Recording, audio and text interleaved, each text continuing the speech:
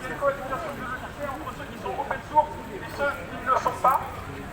Et donc, certains logiciels, vous pouvez savoir comment ils sont écrits, d'autres non. Par exemple, Windows, vous ne savez pas comment c'est écrit, et VLC, vous savez comment c'est écrit. Et donc, vous pouvez jeter un coup d'œil si vous en avez le temps, l'intelligence et les capacités.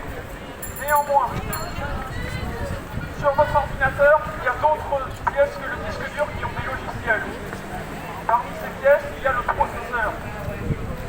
Dans un processeur, tous les logiciels sont cryptés. Vous ne savez pas comment ces logiciels sont codés et les logiciels du processeur ont la priorité sur les logiciels de votre disque dur, c'est-à-dire également de votre système d'exploitation, comme Windows par exemple, si vous avez votre système d'exploitation que vous dialoguez avec votre souris et votre clavier pour prendre des informations sur votre ordinateur. Et donc, les logiciels du processeur qui sont cryptés, vous ne savez pas comment ils sont faits, ils ont priorité sur les logiciels du disque dur, et c'est un système de surveillance très élaboré. Voilà, c'est mon annonce. Il faut savoir que je prends beaucoup de risques en faisant cette annonce. Vous ne trouverez pas cela dans la bibliographie scientifique. Néanmoins, les experts en sécurité le savent et n'osent pas prendre la parole. Et donc, ceci est surtout un domaine c'est surtout pour la surveillance. Il y a également autre chose dont je voulais parler. Aujourd'hui, les transistors qui sont dans le processeur sont dans l'ordre du nanomètre, ils ont des propriétés électromagnétiques.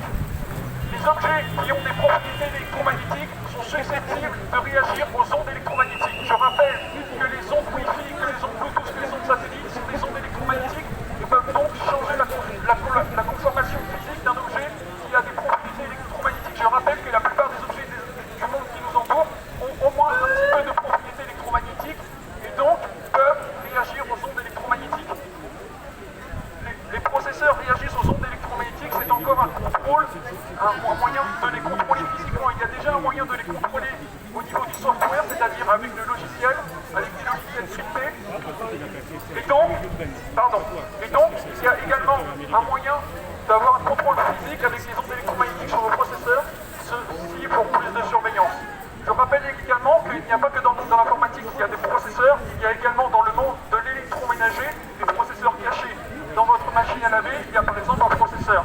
Et dans la plupart des pièces d'électroménager, il y a des processeurs. Je rappelle que les processeurs sont connectés à Internet à votre insu. Même quand vous n'avez pas de box, ils sont connectés par les ondes satellites, qui sont des ondes électromagnétiques qui peuvent interagir avec ces processeurs. Et donc, je rappelle que nous sommes entourés de processeurs, que l'informatique est un monde omniprésent, et donc je vous mets en garde contre la surveillance, notamment par les processeurs qui ont des logiciels cryptés et qui en plus réagissent aux ondes électromagnétiques, c'est-à-dire qu'ils peuvent interagir avec les ondes électromagnétiques. Ce qui veut dire que par exemple, un ordinateur qui n'est pas connecté, que vous pensez non connecté à Internet, c'est quand même si vous n'avez pas de box, il peut être connecté avec Internet, avec les ondes électromagnétiques, et avec les logiciels du processeur en priorité sur les logiciels du disque dur, vous êtes donc dédié avec vos processeurs. Et donc c'est un niveau de surveillance supérieur à ceux que vous avez sur les disques durs. Et donc il faut faire attention, par exemple si vous utilisez Linux est un logiciel un système d'exploitation. Vous savez comment il est codé. Donc sur Linux, vous pouvez savoir comment ça fonctionne, si vous en avez le temps, l'intelligence et les capacités. Cependant, même Linux ne peut pas faire face au logiciel du processeur de votre ordinateur qui sont cryptés. Et donc, c'est quand même intéressant d'utiliser Linux plutôt que Windows. Linux est une alternative intéressante. Et donc, pour Linux, si personne n'utilise Linux, alors ce qui nous est dit se permettrait davantage de choses avec les processeurs. Donc, ce n'est pas inutile d'utiliser Linux. Voilà.